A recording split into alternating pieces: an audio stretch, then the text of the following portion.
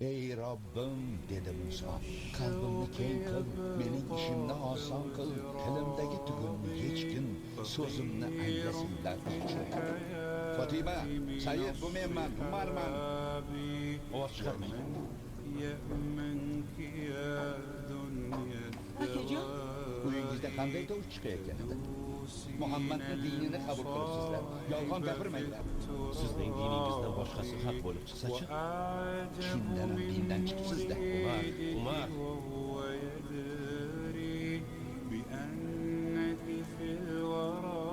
Shu narsani o'qiyotganmidingiz? Ber, o'qib ko'ray. bermayman. Bersangchi, gaplari menga ta'sir qildi. لبعت المكث في